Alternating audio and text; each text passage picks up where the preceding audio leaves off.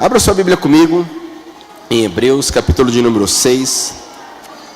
Glória a Deus.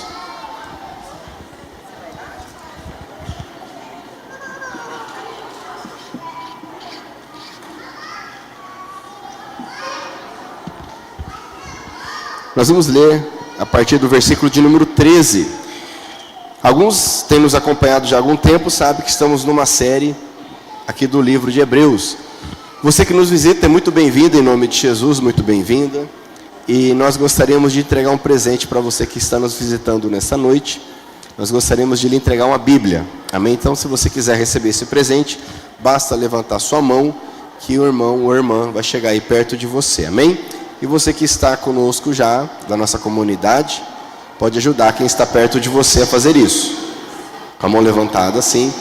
Isso, nós vamos chegar até você com uma Bíblia. E você que já encontrou Hebreus capítulo 6, ajude o seu irmão que está com a Bíblia aí, caso ele não tenha encontrado ainda. Eu quero ler junto com você. Como estava falando, estamos numa sequência, uma série baseada nesse livro de Hebreus. E com a graça do Senhor, vamos continuar mais uma vez. Está bem estridente o som aqui em cima. Obrigado. E gostaria de ler então a partir do versículo 13. Eu vou ler de forma alternada com você. Eu vou ler um versículo e peço que você... Isso, glória a Deus, ficou bom aqui agora. E você lê o versículo seguinte comigo bem forte. Amém? Quem encontrou, diga glória a Deus. Amém. Vamos ler então. Lembrando que o tema desta mensagem é âncora da alma. Fale comigo bem forte. Âncora da alma. Glória a Deus. Diz o texto então, versículo 13. Deus fez a promessa a Abraão e jurou cumpri-la. E como não havia ninguém maior do que ele mesmo, Deus jurou, olha só, pelo seu próprio nome. Leia bem forte comigo. Ele disse a Abraão: eu prometo que abençoarei você ricamente e lhe darei muitos descendentes. Abraão teve paciência e por isso recebeu o que Deus havia prometido. Fala para o teu irmão: tenha paciência, meu irmão. Versículo 16 diz, olha só: quando alguém jura, usa o nome de uma pessoa que é maior do que ele, e o juramento acaba com qualquer discussão. Leia bem forte comigo. Deus quis deixar bem claro aos que iam receber o que ele havia prometido, que jamais mudaria sua decisão. Por isso, junto com a promessa, fez o juramento. Portanto, há duas coisas que não podem ser mudadas, e a respeito delas Deus não pode mentir. E assim nós, que encontramos segurança nele, nos sentimos muito encorajados a nos manter firmes, olha só, firmes na esperança que nos foi dada. Leia comigo. Essa esperança mantém segura e firme a nossa vida, assim como a âncora mantém seguro o barco. Ela passa pela cortina do templo do céu e entra no lugar santíssimo celestial. Foi lá que, para o nosso bem, Jesus entrou antes de nós, e ele se tornou para sempre o grande sacerdote na ordem do sacerdócio de Melquisedeque. Amém? Vamos orar mais uma vez. Pai querido e santo, maravilhoso Jesus, graças te damos porque temos realmente a liberdade e o privilégio de mais uma vez estarmos reunidos neste local juntos, para te servir juntos como igreja, como comunidade. Obrigado por cada milagre que o Senhor já fez e está fazendo aqui. Eu creio em salvação nesta noite pelo teu poder. Creio, ó Pai, em libertação.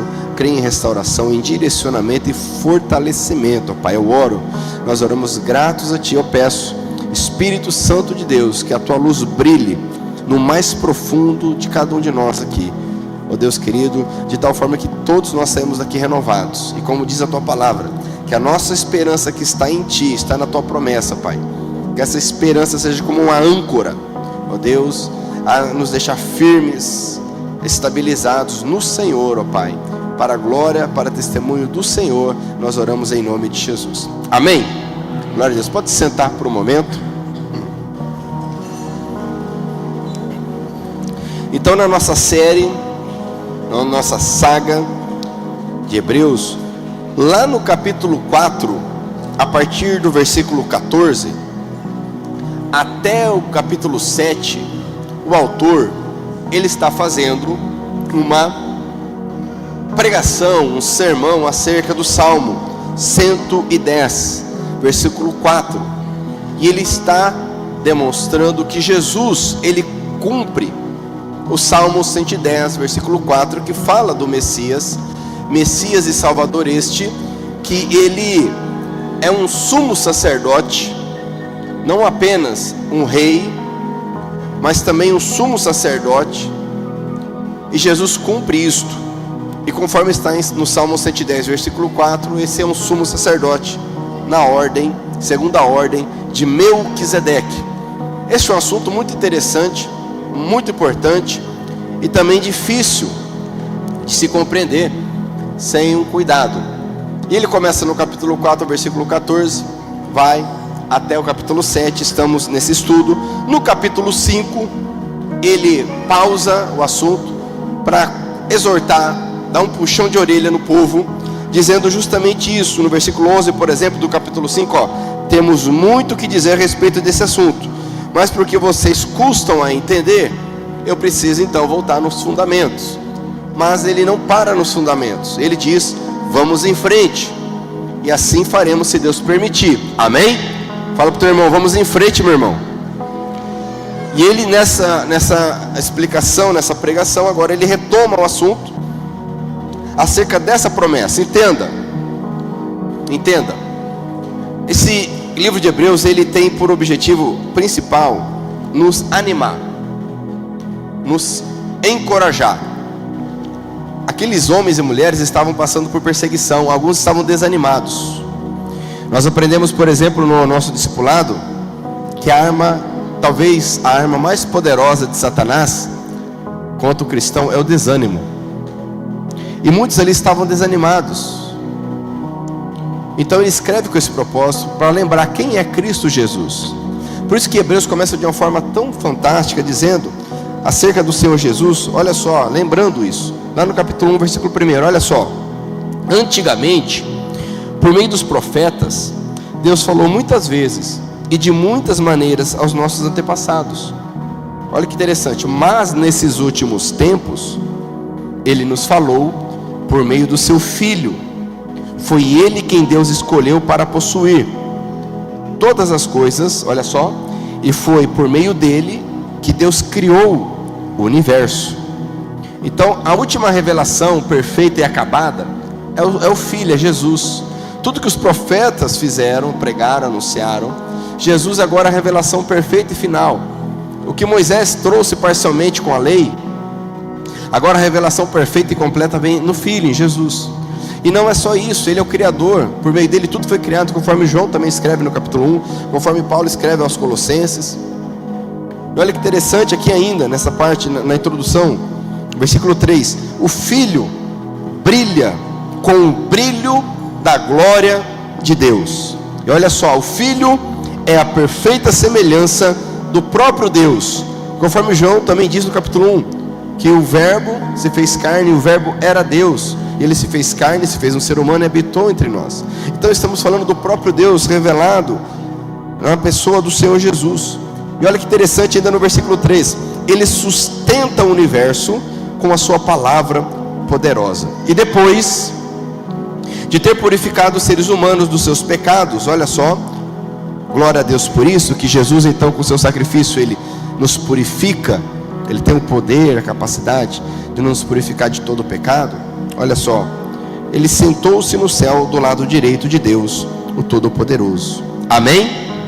Então, acerca dessa verdade, que Jesus então, ele é o rei, ele é o profeta, a revelação final, mas ele também é o sumo sacerdote, alguém que intercede por nós, alguém que acessou de forma única a presença do Pai, para que através dele e com ele também tenhamos esse acesso. Então aqui no capítulo 6, ele está falando dessa promessa, relembrando o que nós vimos no culto anterior. No capítulo 5 ele fala justamente, no versículo de número 10, ou melhor, 11 do capítulo 6, olha só, o nosso profundo desejo é que cada um de vocês, olha só, continue com entusiasmo até o fim, para que de fato recebam o que espero. Amém?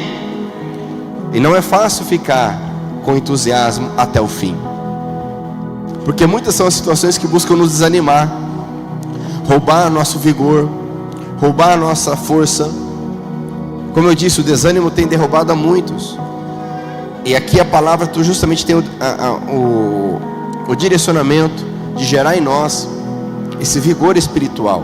Versículo 12: não queremos que se tornem preguiçosos, mas que sejam como os que creem e têm paciência, para que recebam o que Deus prometeu. E que promessa é essa, meu irmão? Essa promessa é a redenção dos pecados, é o acesso ao Pai, é a salvação, é a bênção final. E agora ele vai nos falar acerca de Abraão. Ele vai falar um pouco aqui de Abraão. Depois no capítulo 11 vai discorrer bastante sobre Abraão, o pai da fé, aquele que foi justificado antes da lei, aquele que foi justificado não por obras, mas pela fé que ele teve na promessa de Deus. Paulo fala sobre isso aos Gálatas, aos Romanos. E agora esse autor também nos fala de Abraão. E ele vai dizer no versículo 13, agora sim, o texto que nós lemos no início. Olha só, do 13 ao 15. Deus fez a promessa a Abraão e jurou cumpri-la. E como não havia ninguém maior do que ele mesmo, olha só que interessante isso aqui, Deus jurou pelo seu próprio nome. Porque naquele contexto era muito comum se jurar dizendo assim: assim como Deus vive, assim como vive o Senhor. Você vai encontrar isso no texto muitas vezes. Mas o próprio Deus aqui agora, ele está jurando, ele está prometendo algo a Abraão. E lógico, não há ninguém superior a ele para ele dizer em nome de alguém. Então ele jura por ele mesmo, para deixar claro. Ele não precisava jurar nada, mas para deixar claro isso que o autor de Hebreus quer gerar em nós, essa convicção, assim como foi gerado no coração de Abraão, da promessa. Olha só, Deus jurou pelo seu próprio nome. Ele disse a Abraão: eu prometo que abençoarei você ricamente e lhe darei muitos descendentes. Amém? Olha que interessante. Abraão teve paciência, versículo 15, e por isso recebeu o que Deus havia prometido. Mas o que Abraão recebeu? Que ele teve essa paciência. O cerne da promessa de Deus a Abraão era que através dele, isso está lá em Gênesis capítulo 12, quando Deus chama Abraão, o cerne é que a partir de Abraão as famílias da terra seriam abençoadas. E o plano do Senhor é abençoar as famílias. Diga comigo: família. Família é projeto de Deus, meu irmão. Deus, ele gera uma família, ele criou a família no Éden. Por isso que Satanás não gosta da família. Por isso que a nossa cultura cada vez mais critica, ataca a família. Família é projeto, mas a família nunca vai acabar, nem o casamento. Por quê? Porque é algo que Deus fez, Deus criou. E pode o diabo espernear, pode fazer o que ele quiser, Deus criou. E quem estiver em Deus vai permanecer debaixo dessa bênção. E Deus agora disse a Abraão: eu abençoarei as famílias através da tua vida, e você terá muitos descendentes. E você sabe, eu acredito, a maioria que é a história, Abraão não tinha filhos, e demorou para ele ter filho 25 anos. Diga comigo: 25 anos se passaram. Ele tinha 75 anos, aos 100 anos ele foi pai, teve Isaac. Mas nós vamos entender ao longo da caminhada bíblica que a promessa não se referia apenas à descendência humana, porque agora Abraão, nós temos a revelação no Novo Testamento, ele se torna o pai da fé e o pai de todos aqueles que creem no Evangelho. Como assim? Abra comigo a sua Bíblia em Mateus capítulo 3. Mateus capítulo de número 3. Vamos entender esse desenvolvimento aqui.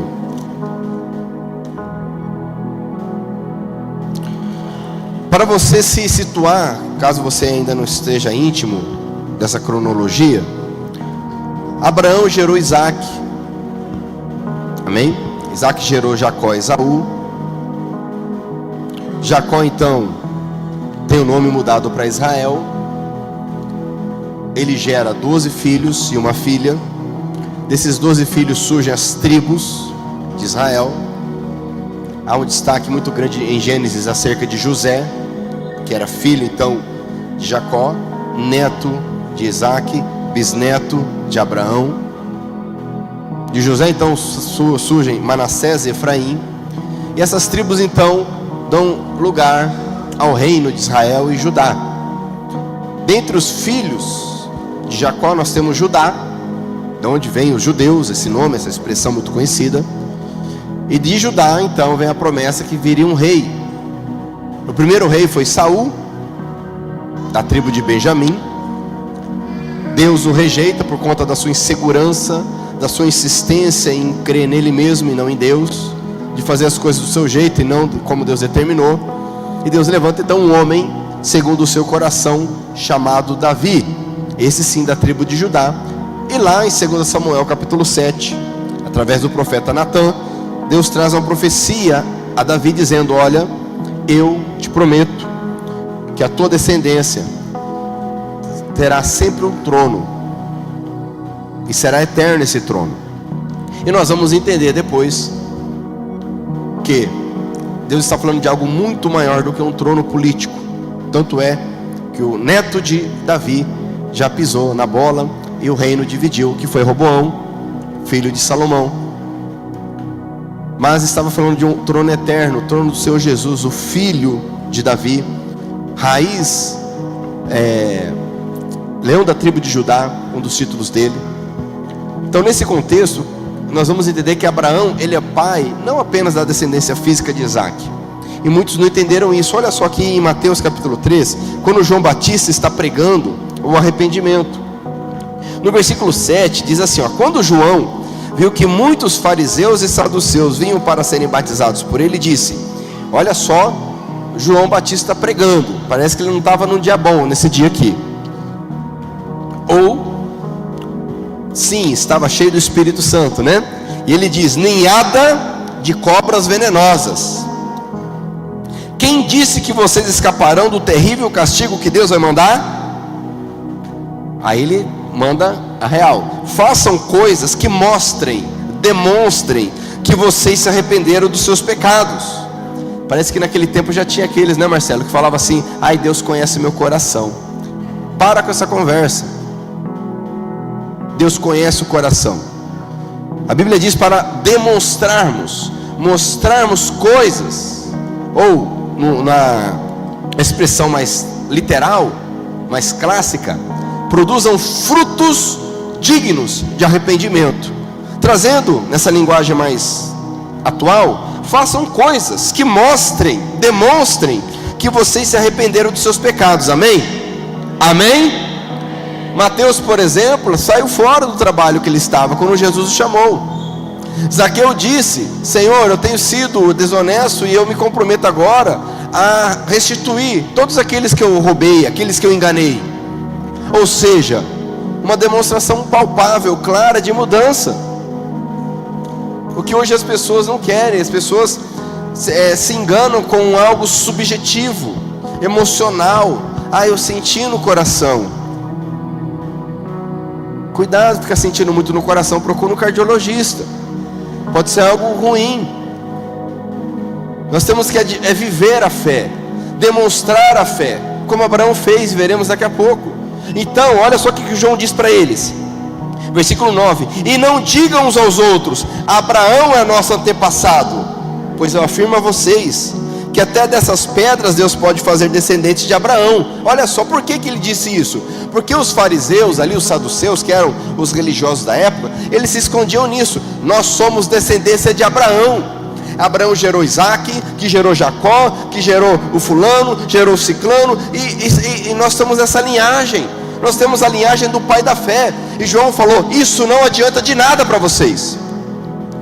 Como muitos hoje falam: ah, mas eu sou evangélico, ah, mas eu sou crente, ah, mas eu sou diácono, ah, mas eu sou de tal igreja, ah, mas eu sou isso, eu sou aquilo. De nada adianta se nós não demonstrarmos mudança de atitude. E mudança só é mudança quando muda alguma coisa. Quem já fez o curso ao meu máximo aí? Levanta a mão. Você aprende isso lá. Mudança só é mudança quando muda alguma coisa. Fala para o teu irmão, essa palavra é para você, meu irmão. Amém? Então você entenda que, voltando a Abraão, havia todo um contexto ali que as pessoas se enganaram. E quando surge Jesus, ele prega o evangelho, ele morre por nós, ressuscita ao terceiro dia, e sobe aos céus, e fala aos apóstolos: agora vocês vão pregar o evangelho a todas as nações. Os apóstolos demoraram a entender isso, e eles não pregavam a todas as nações, eles ficaram em Jerusalém. Aí veio o Espírito Santo, eles permaneceram em Jerusalém, e eles não foram às nações, porque eles ainda tinham o entendimento de que o evangelho era para os descendentes de Abraão. Até que Deus levanta o homem. Deus fala com Pedro de forma poderosa quando ele vai a Cornélio, que não era descendente de Abraão, mas foi preciso Deus dar uma visão para Pedro. 3 vezes Pedro teve a visão, para ele entender que podia pregar o evangelho para o não descendente de Abraão. Mas foi necessário Deus chamar um homem chamado Saulo, que também chamava Paulo, e falou: você vai pregar aos gentios, aos que não são descendentes de Abraão. Mas as pessoas não entendiam isso. Não entendiam que a promessa de Deus para Abraão era para que ele abençoasse todas as famílias da terra, inclusive a tua. Amém? Quando você lê Gálatas, faça isso. São 6 capítulos. Você vai entender que a questão toda era essa, porque Paulo pregou na Galácia, e a Galácia era uma região de não-judeus, e muitos se converteram. Mas aí depois que ele saiu de lá, passaram os judeus dizendo: não, olha só, não é bem assim que Paulo pregou não. Vocês precisam circuncidar, vocês precisam guardar o sábado, vocês precisam se tornar judeus. E aí Paulo fica sabendo disso e escreve uma carta dizendo: olha, você quer guardar a lei, quer ser judeu, só que você vai ter que guardar toda a lei. Se você fizer isso, você anula o que Cristo fez na cruz por nós. E aí ele vai discorrer de uma forma poderosa para dizer o seguinte: esse povo que está pregando para vocês aí, bate no peito e fala: nós somos descendência de Abraão. Escute, nós que cremos em Cristo é que somos verdadeiramente descendentes de Abraão. Você pode dizer amém? Abra comigo a sua Bíblia lá em Gálatas capítulo 3.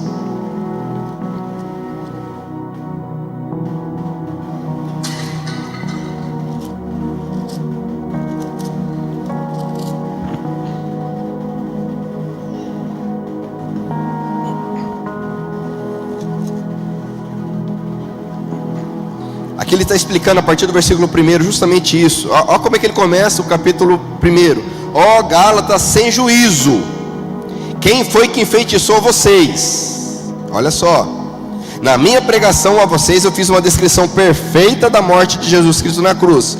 Por assim dizer, vocês viram Jesus na cruz. E ele começa então aqui, chamar a atenção, puxar a orelha deles. Aí ele vai explicar o seguinte, versículo 6.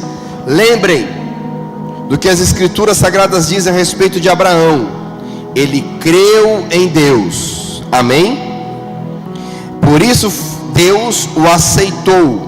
Isso está lá em Gênesis capítulo 15, versículo 6. Abraão creu em Deus, e Deus o aceitou porque ele creu.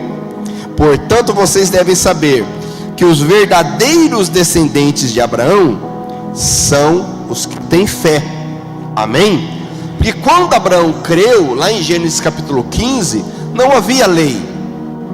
A lei vai surgir séculos depois, quando os descendentes de Abraão, mais de 500 anos depois, saem do Egito. Aí Deus faz um pacto com Israel, uma aliança, e ali traz os 10 mandamentos e todas as outras ordenanças. Só que eles não entenderam que a fé vem antes, e ficaram presos na lei, naquela ideia errada de que se eu cumprir a lei certinho à risca.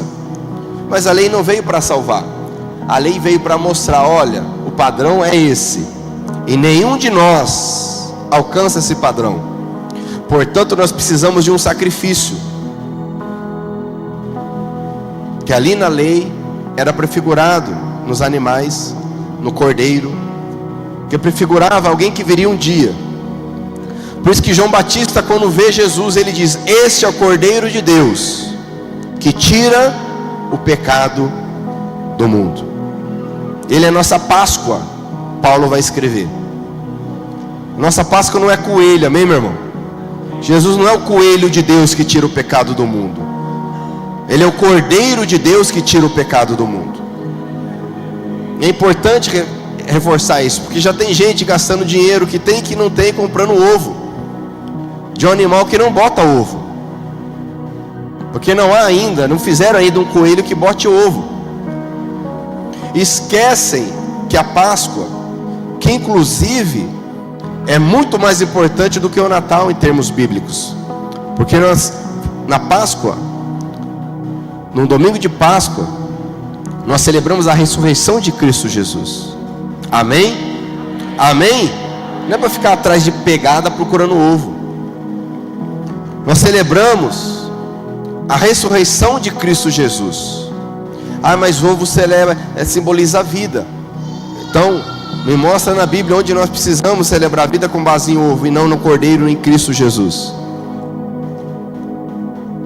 Então entenda que Abraão, ele é o pai da fé. E se você crê em Cristo, como Paulo está ensinando aos Gálatas, e ele vai ensinar novamente em Romanos capítulo 3 a mesma coisa, que nós somos descendentes de Abraão porque cremos na promessa. Porque a Bíblia diz: se você crê no teu coração que Deus ressuscitou Jesus entre os mortos, e você confessar com a tua boca que Ele é o teu Senhor, você será salvo, amém? Então aqui se cumpre a promessa, voltando para Hebreus, de que Deus daria descendentes a Abraão, mais numerosos que as estrelas do céu, do que as areias do mar. Nessa linguagem poética que Deus ministra o coração de Abraão. Então não se circunscreve apenas a descendência física, mas principalmente a descendência espiritual dos que creem em Cristo. Quem está entendendo, diga amém. Então é interessante, voltando lá para Hebreus capítulo 6, que quando diz aqui no versículo 14, ele disse a Abraão: eu prometo que abençoarei você ricamente e lhe darei, olha só, muitos descendentes, amém? Agora, quando que Deus disse isso a Moisés? Abraão, quando foi que Deus disse isso a Abraão? Abra comigo Gênesis capítulo 22, porque essa promessa está no versículo 16. Nós vamos entender o contexto, porque os hebreus liam a Bíblia, ao contrário dos cristãos de hoje, eles liam a Bíblia. E quando falou dessa promessa, ele sabia o que ele estava se referindo. E lá em Gênesis capítulo 22, versículo 16, está essa promessa. Diz assim, olha só, 22 do Gênesis, que é o primeiro livro da Bíblia. E disse: porque você fez isso e não me negou o seu filho, o seu único filho, eu juro pelo meu próprio nome, diz Deus o Senhor, que abençoarei você ricamente. Farei com que os seus descendentes sejam tão numerosos, olha só, como as estrelas do céu, ou os grãos de areia da praia do mar, e eles vencerão os inimigos, amém? Olha só, por meio dos seus descendentes eu abençoarei todas as nações, original, famílias do mundo, da terra, pois você fez o que eu mandei. O que o autor está nos lembrando aqui?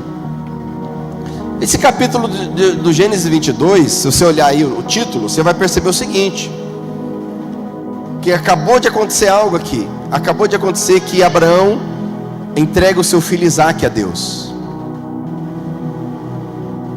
Deus diz: Abraão, me entrega o seu filho, o seu único filho. É Abraão, vocês sabem a história. Então, depois de 3 dias caminhando com Isaque, chegam lá no Monte Moriá. Está a ponto de matar Isaque para entregá-lo em oferta. Quando ele levanta o cutelo, a voz do céu diz: para, não toque no rapaz. Deus diz: não toque no rapaz, porque agora eu sei que você não me nega nem o seu filho, o seu único filho. Quem lembra dessa história? E depois dessa demonstração, diga comigo, demonstração, que a fé que Abraão teve é uma fé viva, uma fé que demonstra. Depois dessa demonstração de fé, não é uma fé, eu sinto no coração, é uma demonstração. Depois dessa demonstração de fé, Deus reforça a promessa. E em Hebreus está nos reforçando isso agora. Nós temos uma promessa onde Deus promete e Ele jura que Abraão receberia. E nós sabemos que ele recebeu, porque através de Abraão veio o Salvador, veio Jesus, o nosso Senhor. Amém? Tanto é verdade, abra comigo a sua Bíblia em Tiago. Ele também vai falar de Abraão. Olha o que Tiago fala. Tiago é conhecido por ser um livro que ele exige de nós uma fé com atitude, uma fé com ação, uma fé prática. Olha o que ele diz aqui em Tiago. Ajuda o teu irmão se você encontrou. É importante você ler esse texto. Tiago capítulo 2.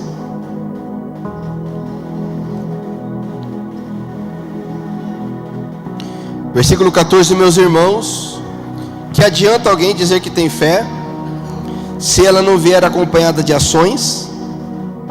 Será que essa fé pode salvá-lo? Então não são as nossas ações que nos salvam, mas a fé em Cristo. Agora a fé, ela precisa vir acompanhada de atitude. Por exemplo, versículo 15, pode haver irmãos ou irmãs que precisam de roupa e que não tem nada para comer. Se vocês não lhes dão o que eles precisam para viver, não adianta nada dizer: olha só isso aqui, que Deus os abençoe, vistam agasalhos e comam bem. Portanto, a fé é assim. Leia o versículo 17 comigo, bem forte, vamos lá. Portanto, a fé é assim. Se não vier acompanhada de ações, é coisa morta. Aí ele vai lembrar de Abraão no versículo 21. Como é que o nosso antepassado Abraão foi aceito por Deus? Foi pelo que fez quando ofereceu seu filho Isaque sobre o altar. Veja como a sua fé e as suas ações agiram juntas. Olha só, fé e ações agiram juntas. Por meio das suas ações, a sua fé se tornou completa.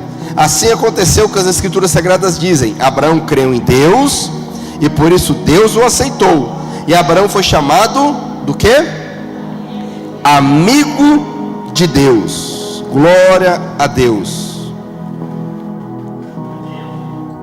Percebe, meu irmão, perceba, minha irmã, que uma promessa foi lançada ao coração de Abraão, e ele tomou posse dessa promessa. Essa promessa fez com que ele tomasse atitudes, mudanças, ações.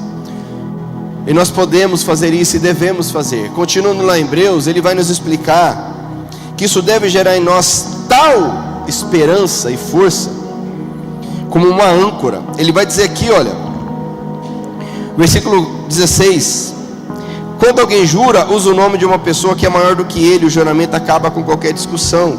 Deus quis deixar bem claro aos que iam receber o que ele havia prometido, que jamais mudaria a sua decisão. Por isso, junto com a promessa, fez o juramento.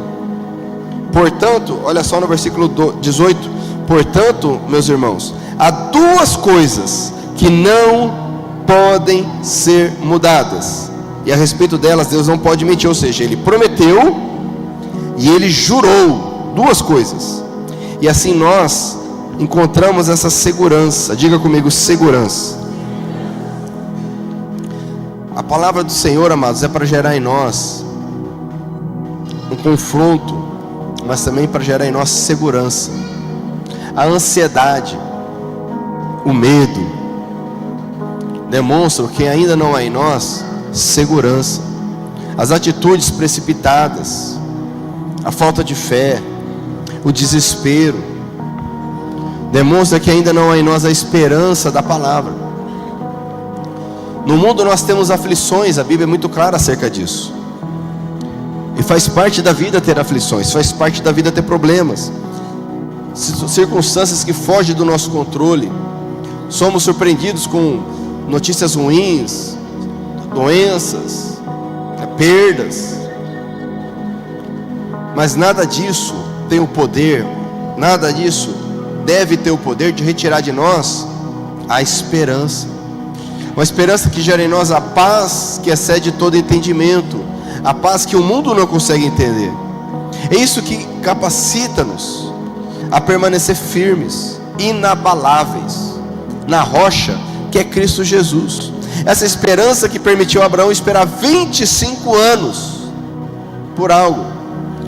E nesses 25 anos, Abraão, ele não foi perfeito. Abraão pecou, ele errou, ele mentiu, mas se arrependeu e buscou e permaneceu em Deus. Aí eu te pergunto nessa noite, como está a sua esperança em Cristo Jesus? Como está a sua paz em Cristo Jesus? Talvez você esteja numa situação ruim financeira, física, emocional, mas agora é hora de nós olharmos para a promessa de vida, a promessa que Deus fez a Abraão e faz a nós, promessa que se cumpriu. E é tão interessante isso, meus irmãos, que é uma promessa que Abraão não viu se cumprir, mas nós temos ela cumprida hoje em Cristo Jesus. Ele vai continuar aqui o texto dizendo, no versículo 18: portanto, há duas coisas que não podem ser mudadas. A respeito delas, Deus não pode mentir, e assim nós que encontramos segurança nele, nos sentimos muito encorajados a nos manter firmes na esperança que nos foi dada. Olha aqui o que ele diz: nós que encontramos nossa segurança nele. Aí eu lhe pergunto, onde está a sua segurança? Na economia? Na política? Na sua capacidade, no seu trabalho? Onde está a sua esperança? Porque nós, o texto diz, que encontramos a nossa esperança nele. A questão é que muitas vezes, como o jovem rico, a nossa esperança está nas riquezas. Ou muitas vezes, como aconteceu com Pedro, a nossa esperança está em nós mesmos. Quando ele disse: Senhor, eu jamais vou te negar, nunca. Mas o Senhor está nos ensinando, está me ensinando e te ensinando a depositarmos a nossa esperança, a nossa segurança no autor e consumador da nossa fé, Jesus Cristo. Amém? Fala para o teu irmão assim: coloca a sua segurança em Cristo.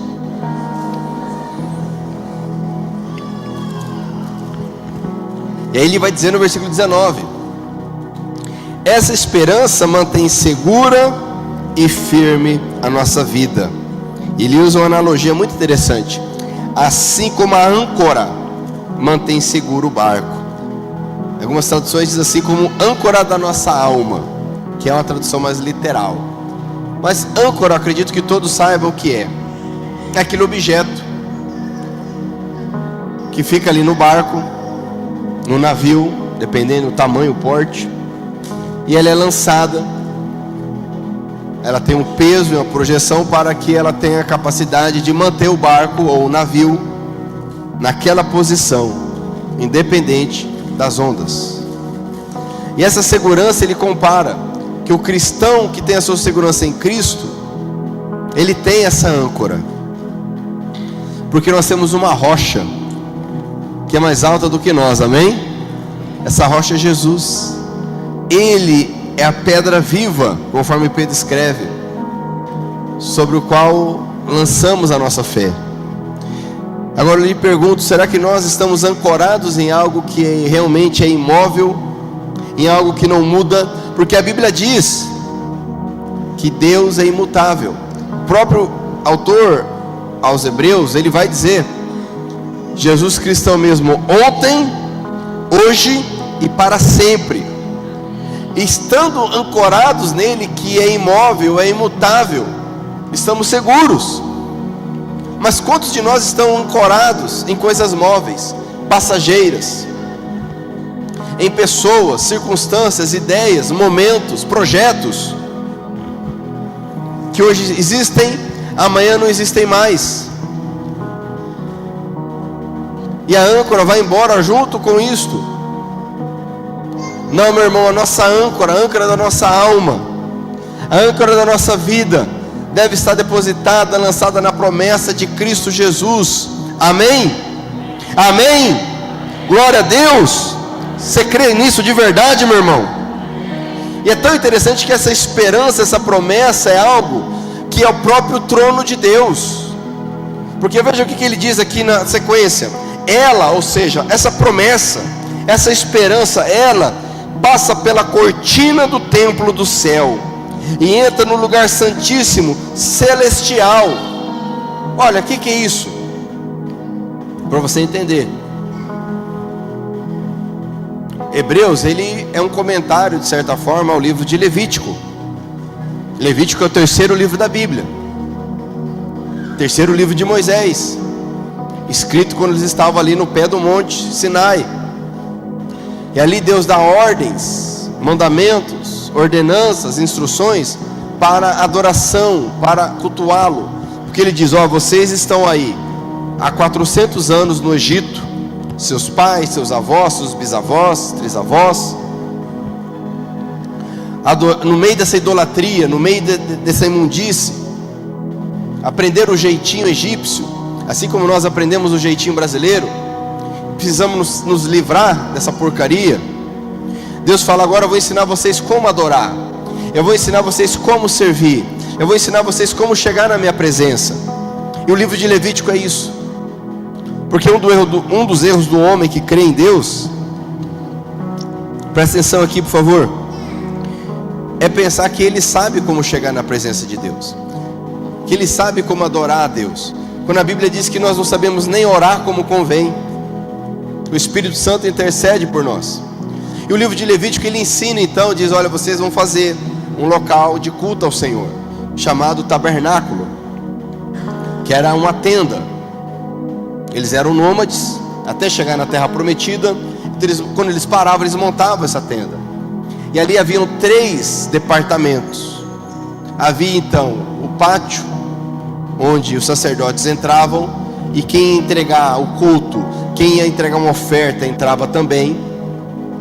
Aí havia depois um lugar chamado santo, onde só os sacerdotes podiam entrar. Presta atenção nisso. E havia um lugar chamado Santíssimo. Diga comigo, Santíssimo. Eu gostaria que você entendesse isso. Abra comigo a sua Bíblia lá em Levítico, capítulo 16. É o terceiro livro da Bíblia.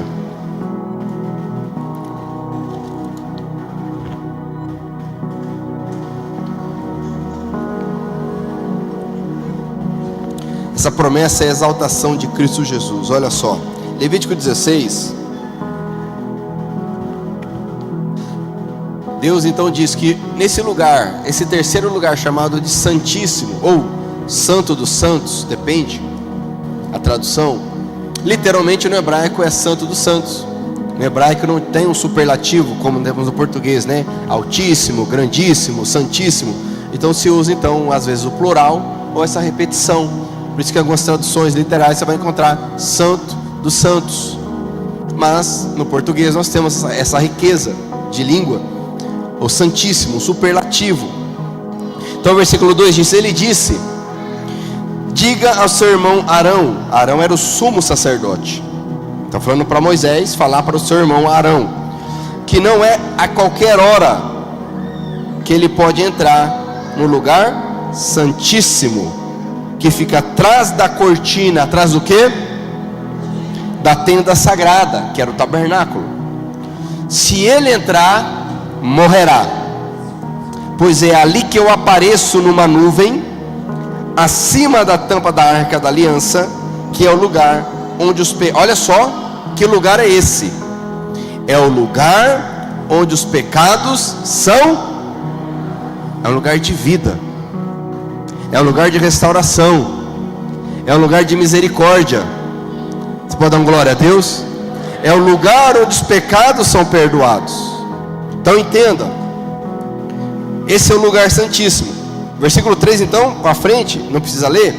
Ele vai explicar que Arão, que era o sumo sacerdote, o grande sacerdote, só poderia entrar uma vez por ano nesse lugar, para fazer expiação pelo povo de Israel. Esse era o papel fundamental do sumo sacerdote. Então havia uma cortina, algumas traduções dizem um véu, que na verdade era, quando você lê o Êxodo, que fala da construção desse local, é uma cortina realmente espessa, uma espécie de tapete, na verdade. Era muito espesso. Porque às vezes fala véu, dá a impressão que é algo que você consegue ver, né? Mas era algo muito espesso, realmente. Não se podia ver nada que estava lá. Alguns historiadores vão dizer que quando o sumo sacerdote entrava, ele entrava com uma corrente. Porque se ele entrasse de qualquer jeito, como alguma vez aconteceu, ele morria lá. E as pessoas então puxavam ele. Tamanha seriedade desse local. Agora o autor de Hebreus está dizendo que a nossa esperança, presta atenção, a nossa esperança, que é a âncora, que deve ser como uma âncora para nós, ela entrou. Essa esperança, olha só, diz aqui, voltando lá para Hebreus capítulo 6, versículo 19, ela passa pela cortina do templo do céu e entra no lugar santíssimo celestial. Porque nós vamos entender em Hebreus que o tabernáculo e depois o templo que Salomão faz, nada mais é do que uma imitação, diga comigo, imitação do que está no céu. Deus mostra para Moisés lá no monte. Deus está ensinando como as coisas funcionam. E esse lugar santíssimo que havia no tabernáculo, que hoje não existe mais, então em teoria não tem mais como fazer remissão de pecados uma vez por ano. Nada mais é do que um símbolo físico do lugar santíssimo, lá na glória, lá no céu. O autor de Hebreus vai falar isso. Veremos depois, se Deus permitir. E ele vai dizer que a nossa esperança, ela entra além dessa cortina, ou seja, no lugar de perdão dos pecados, no lugar de misericórdia, no lugar de maravilhas, no lugar de comunhão com Deus, onde está o trono de Deus. Diga comigo, trono de Deus. A nossa esperança deve estar ancorada em Cristo Jesus, que entrou, está no trono de Deus, amém? Conforme diz capítulo 1, versículo 3, que ele está sentado, depois de ter feito purificação de pecados, ele está sentado à destra do Deus Altíssimo, amém? Que não é literal, não tem uma cadeira lá para ele sentar. Isso está falando da posição máxima que existe, descrito na Bíblia. Por isso que o versículo 20 diz: foi lá que, para o nosso bem, glória a Deus, amém? Olha só, amados, para o nosso bem, Jesus entrou antes de nós, porque Ele é o caminho. Quem que é o caminho? Quem que é o pastor? Ele entrou antes de nós, Ele morreu, Ele pagou o preço para entrar antes de nós. E diz aqui: e Ele se tornou para sempre o grande sacerdote na ordem do sacerdócio de Melquisedeque. Ou seja, a minha esperança deve estar não na igreja, não numa comunidade, não em mandamentos, mas deve estar em Cristo Jesus e na obra que Ele fez, onde Ele, com sua exaltação, Ele foi exaltado pelo Pai, e Ele adentrou no lugar santíssimo, no trono do Pai, e lá a minha esperança deve estar ancorada. Amados, não é à toa que Estevão, quando ele estava sendo apedrejado, ele olhou para o céu e viu o Senhor de pé ao lado do trono, aguardando a Ele. E ele ora então, sendo apedrejado, com tranquilidade. Não é à toa que Jesus disse: Pai, perdoa, porque eles não sabem o que fazem. Jesus sabia para onde estava indo. Essa é a nossa segurança. Diga comigo, segurança. Fala para o teu irmão: você está seguro, meu irmão. se você se tornar um cristão, se você colocar sua fé em Cristo Jesus. Quem está entendendo, diga amém. Diga glória a Deus. E Jesus entra nesse local. E aí ele volta na questão do sumo sacerdote Melquisedeque. Mas quem foi Melquisedeque? Que ele tanto fala. Quem foi esse homem? Você vai entender, presta atenção nisso, que Jesus, ele era da tribo de Judá. E na tribo de Judá havia a promessa de que dela viria o rei. Mas não havia nenhuma promessa de que da tribo de Judá viria o sacerdote. Pelo contrário, os sacerdotes são da tribo de Levi. Então, a princípio, como que Jesus seria o nosso sumo sacerdote se ele não é da tribo de Levi? Aí o autor de Hebreus, ele explica que antes da tribo de Levi ter um sumo sacerdote, havia um outro sumo sacerdote, tão poderoso, tão honrado, que ele foi e abençoou Abraão, o pai da fé, o pai dos que creem. Olha que interessante aqui, entra comigo no capítulo 7 de Hebreus. Esse Melquisedeque, ele vai explicar para nós. Olha só, esse Melquisedeque era rei da cidade de Salém e sacerdote do Deus Altíssimo, aleluia. Quando Abraão estava voltando da batalha em que matou os reis, Melquisedeque foi ao encontro dele e o abençoou. Abraão lhe deu a 10ª parte de tudo o que ele havia tomado dos inimigos na batalha. O nome de Melquisedeque quer dizer, olha só, primeiramente, rei da justiça. O nome Melquisedeque é uma tradução do hebraico Melech-Tzedek. Melech é rei, Tzedek, justiça. Por isso que ele está dizendo que significa rei da justiça. Então o nome desse rei, desse sacerdote, também é rei. Então ele é um sacerdote rei, olha só. E porque ele era rei de Salém, o seu nome também quer dizer rei da paz, porque Salém vem de Shalom, que é a paz, amém? A paz do Senhor, Shalom. Então esse Melquisedeque, que era sacerdote, era rei de paz. Não se conhece, versículo 3, o pai nem a mãe, nem qualquer antepassado de Melquisedeque. E também não se sabe nada sobre o seu nascimento ou sobre a sua morte. Por ser como filho de Deus, ele continua sacerdote para sempre. Amém? Então ele está explicando quem que é esse Melquisedeque, que Davi escreve no Salmo 110, versículo 4. Você será sacerdote na ordem de Melquisedeque. Melquisedeque, esse rei da justiça, esse rei de Salém que apareceu para Abraão e o abençoou. Diz aqui no versículo 4: vejam como Melquisedeque era grande. Abraão, o patriarca, lhe deu a 10ª parte de tudo que havia tomado dos inimigos na batalha. Conforme a lei de Moisés, os sacerdotes que são descendentes de Levi têm a obrigação de receber do povo a 10ª parte de tudo. Está falando do dízimo, né? Naquele contexto do Antigo Testamento.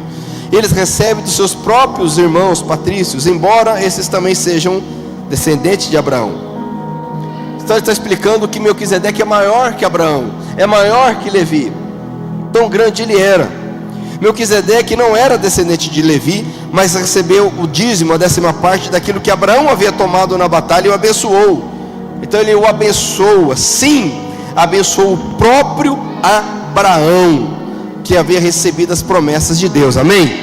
O pai da fé sendo abençoado por Melquisedeque. Não há dúvida, versículo 7, de que aquele que abençoa é mais importante do que aquele que é abençoado. No caso dos sacerdotes, a 10ª parte é recebida por homens que um dia vão morrer. Mas no caso de Melquisedeque, como diz as Escrituras Sagradas, a 10ª parte foi recebida por alguém que continua vivo. Portanto, quando Abraão pagou a 10ª parte, Levi, cujos descendentes recebem a 10ª parte, também pagou, pois Levi não tinha nascido, e por assim dizer, ainda estava no corpo do seu antepassado Abraão, quando este se encontrou com Melquisedeque. O que ele quer dizer para nós aqui? Que Jesus, apesar de não ser da tribo de Levi, ele é da ordem sacerdotal de Melquisedeque, que é anterior que é maior. Agora, olha que interessante, abra comigo Gênesis capítulo de número 15. Porque o único texto na Bíblia que vai falar, lá no Antigo Testamento, de Melquisedeque, ou melhor, 14, está em Gênesis capítulo 14. Salmo 110, versículo 4 fala, mas o Melquisedeque, propriamente dito, só aparece aqui. Se você está fazendo o nosso projeto de leitura diária, você leu isso aqui lá no início do ano. Então, para você entender o contexto de Abraão, então já estava aqui separado de Ló, seu sobrinho. Ló estava em Sodoma. Aí um tal de Kedorlaomer, que era rei de Elão. Elão era um reino, ali, estamos falando aqui da idade do bronze médio, 1600, 2000 a.C. E ali havia um reino de Elão, que ficava mais ou menos onde hoje é o Irã. E esse rei então junta com outros reis e derrotam vários reis, inclusive o rei de Sodoma. E ele leva Ló e a sua família preso, cativo. Chega a notícia para Abraão, fala: olha, levaram o teu sobrinho preso. E Abraão então reúne dos seus servos. Olha como Abraão era um homem poderoso. Ele reúne dos seus servos mais de 300 servos para lutar. Reúne um exército entre os seus servos para lutar. Vai até lá e consegue resgatar, coisa que os reis de Sodoma, Gomorra e outros não conseguiram. Ele vai lá e resgata Ló, seu sobrinho, e tudo que lhe pertencia. Ele está retornando dessa vitória, aqui no capítulo 14, versículo 17, leia comigo. Depois de haver derrotado Kedorlaomer e os outros reis, Abrão, olha só que o nome dele ainda não havia sido mudado, ainda era só Abrão. Depois Deus mudou para Abraão. Abrão estava voltando para casa quando o rei de Sodoma foi encontrar-se com ele no vale de Savé, também chamado de Vale do Rei. E Melquisedeque, aparece o bendito, né? E Melquisedeque, que era rei de Salém e sacerdote do Deus Altíssimo, olha que interessante, trouxe pão e vinho. Pão e vinho te lembra do quê? Interessante, né? Melquisedeque abençoou Abrão, dizendo: Abrão, seja abençoado pelo Deus Altíssimo, que criou o céu e a terra. Seja louvado o Deus Altíssimo, que entregou os inimigos de você nas suas mãos. Amém? Aí Abraão deu a Melquisedeque o dízimo, a 10ª de tudo o que havia trazido de volta. E nunca mais ninguém fala de Melquisedeque. Do jeito que ele aparece, ele some. Mas esse homem, como Hebreus está nos ensinando, era tão poderoso que ele abençoou o pai da fé. E Jesus, ele entrou no véu, ele entrou no trono de Deus. Ele que é a nossa esperança, justamente porque ele é um sacerdote, o grande sacerdote, conforme Salmo 110, versículo 4 diz: segundo a ordem, não de Levi, mas de Melquisedeque. Quem está entendendo, diga glória a Deus. Se Deus permitir, na próxima semana, na próxima oportunidade, vamos continuar estudando esse assunto. Só que eu quero voltar aqui para você, para encerrarmos, no capítulo 6, versículo 18. Portanto, há duas coisas que não podem ser mudadas, e a respeito delas Deus não pode mentir, amém? E assim nós, que encontramos segurança nele, nos sentimos muito encorajados a nos manter firmes na esperança que nos foi dada. Amados, isso é maravilhoso. 19. Essa esperança mantém segura e firme a nossa vida, assim como a âncora mantém seguro o barco. Ela passa pela cortina do templo do céu e entra no lugar santíssimo celestial, porque foi lá que Jesus entrou. Então eu quero orar contigo para que essa segurança, essa certeza, guarde o teu coração, guarde a tua alma, para que você esteja ancorado, estabelecido, fundamentado, enraizado, que são termos que a Bíblia usa para demonstrar como devemos estar em relação à nossa fé em Cristo Jesus, de tal forma que nenhuma onda, nenhuma tempestade, nenhuma tormenta vai te tirar do foco vai tirar seus olhos de estar fixos em Jesus, o autor e consumador da nossa fé. Então, se por algum motivo, meu irmão, você tem estado num barco à deriva, uma hora está bem, outra hora não está.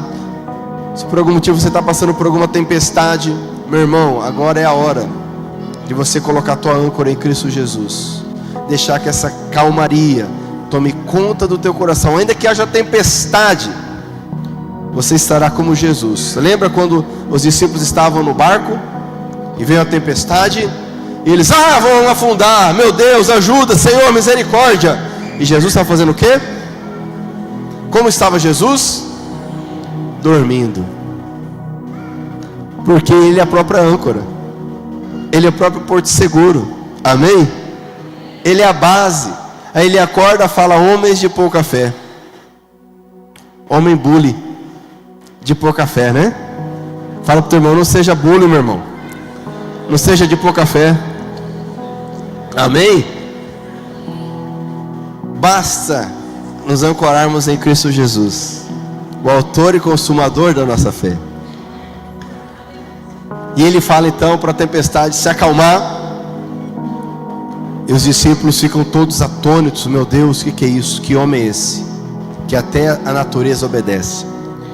E é interessante porque nós vamos entender o porquê daquela tormenta.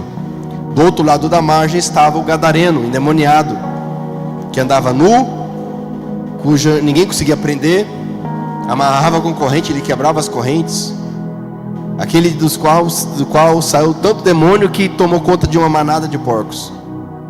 Então você percebe que nenhuma tormenta é à toa, meu irmão. Nenhuma tormenta está acontecendo por acaso. Deus está te cuidando. Deus está te guardando.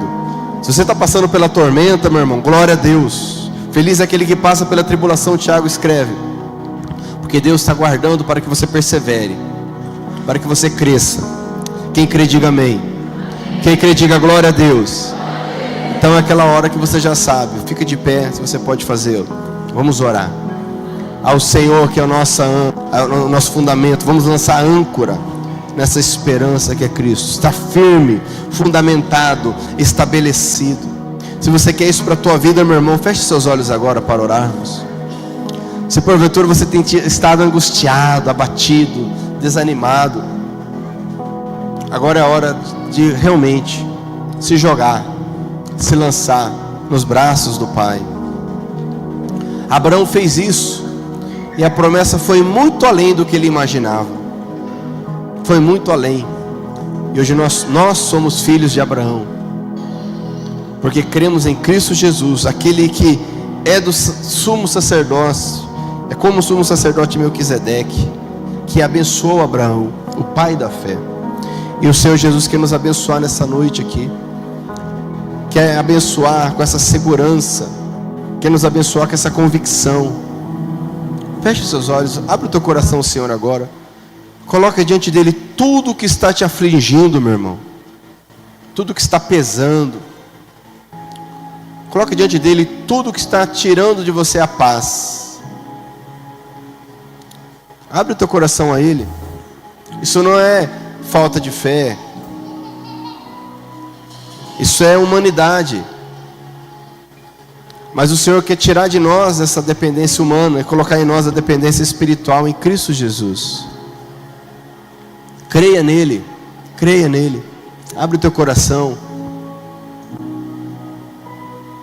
Você está ansioso. Você está estressado, pesaroso. Lança agora a âncora.